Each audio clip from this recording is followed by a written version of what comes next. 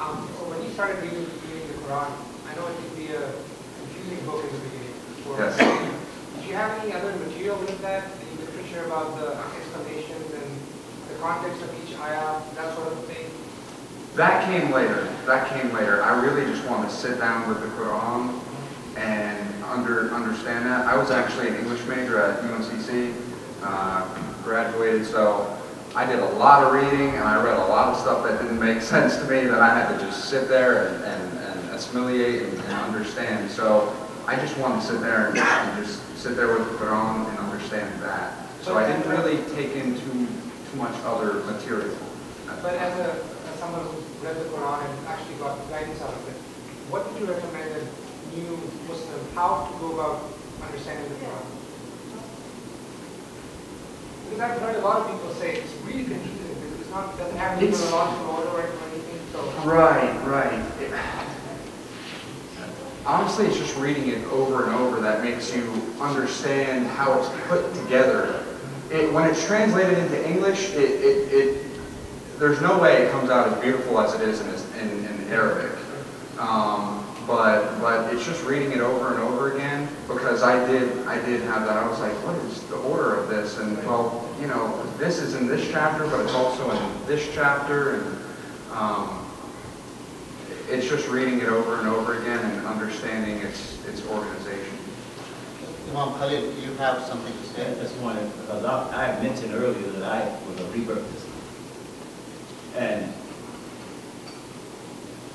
my family members really didn't give me a difficult time. I gave them a difficult time. So much so, at one time they hated to see me come. So I was very passionate. As I grew older, became more mature, and I stopped trying to force Islam down their throats, then they began to respect me even more. And they really began to respect me when they saw that Islam had changed my behavior. That's why I was telling him I was very happy to hear him say that Islam changed his behavior. I think that is the greatest influencing factor for non-Muslims. Now I have family members that are non-Muslim, but I haven't cut my ties. And they haven't cut their ties with me. In fact, I think the Prophet Muhammad said the one who cuts family ties is cursed. So I haven't cut my ties with my family. Many of them have children named Islamic for their children, Muslim name. I have friends that I used to hang around with in the streets who have come to Islam. But it was my passion, my blind passion, I think, that chased a lot of people away in the very beginning. So my advice to them would be, study the Prophet Muhammad and how he presented himself. And follow that, because we are to emulate him. And if we do that, then a lot of people, I didn't see a lot of my personal family members come, but I've seen hundreds. Over the last 42 years, I've seen hundreds and thousands of people come to Al-Islam. I've seen a whole community, numbering in almost 2 million, take Shahada from out of the old nation of Islam. With Imam W.G. Muhammad, the late Imam W.G. Muhammad. So I've seen people come into Al-Islam, and they will come when Al-Islam is presented to them in the rational, sensible way that it should be presented. And as the Quran says, invite them to Islam with beautiful preaching in a nice way, not in an insulting way, not in a condescending way, because you'll run people away. You can even run and chase your own family members away. We only have less than 5 minutes left, so I would like to, before Brother Brian has something to say, I will give him 90 seconds, inshallah. And then Brother Dave and Casey, if you would like to say anything in closing, I would like to hear that. And then Brother Khalid, our Amir, will inshallah close officially.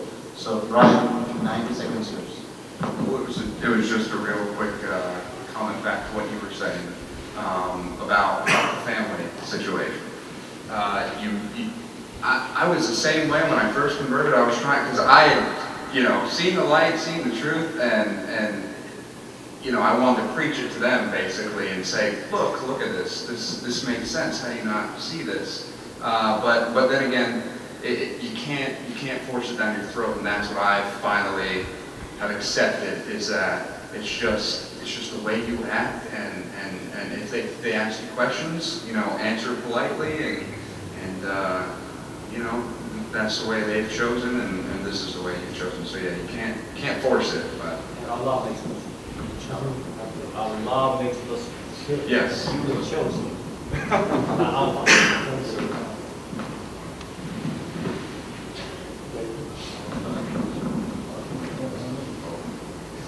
David? Yeah, go ahead. I just say that I appreciate Arun reminding me of this. One thing that as we used to say in the old days when in Christianity, there's a mission field out there. Well, there's a mission field out there for Muslims, particularly ones that came from a Christian background like many of us did, because I know, besides myself, there are, I don't know how many, there's hundreds, thousands of Christians who have these nagging doubts and questions about the faith that they are very much a part of. And if we can, once again, by what we have to say and by our behavior, we can perhaps bring them to this faith. And I think that is a huge opportunity that should never be neglected. Thank you.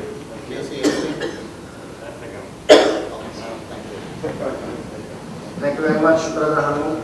And there is another gentleman. He's a young brother who is sitting here. He's the head of the outreach committee of Masjid Tawbah. Can you please stand up for a second? So, Brother Izzat, do you have anything in your mind would you like to share? Because since you are doing a lot of work at Masjid Tawbah. We had a few guests that came out. They're actually on school projects, so thank you teachers for bringing you out here. Just if you guys have any questions, any comments, we can address them now or maybe afterwards at the dinner. Yeah, we have.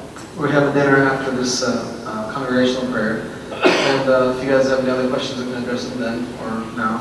Either way, thank you guys for coming out. We also have pamphlets, brochures, in case you're doing your research and need something. We have a bunch of literature out there. And it's a great gathering. I think we should have it more often. Please, we're going to pray 9 o'clock Isha prayer. And don't leave without food. MashaAllah, our sister, they cooked a lot of food for us. And Brother Dave and Brother Casey. No, we are brothers. MashaAllah, I have very nice things from Brother Khalid Akbar, from Brother Bassam, and MashaAllah, our head of the outreach committee, Brother Harun, MashaAllah, he's doing great, and they covered a lot of things. My message is to you, we are brothers. Sure. Please call us 24/7 for any help. We are the part of the religion. We don't have to hide our identity. I'm proud to say I'm Muslim and I'm American Muslim. And my message is to my other brothers, do not hide your identity at your workplace. No need to say that I am more. No, tell your friends you are Muhammad. No need to say I'm Bilal. Tell I'm Bilal. Takbir. Allah. I like that. And you are our brothers. And Brian, thank you very much, Brother Bassam. MashaAllah, you are part of this community also. So please come more often. And at the end, thank you so much, Brother Khalil Akbar. I know when I called him, he was sitting, with someone, and I heard that he was like maybe in the middle of his speech, Right, but there was a lot of, noise, there was a program was going on. Thank you so much. Allah bless you. Sheikh Bassam always is our pleasure to welcome you here. And MashaAllah, you always, here for our help. And Brother Dave, Brother Casey, you are no part of our family. We are your family.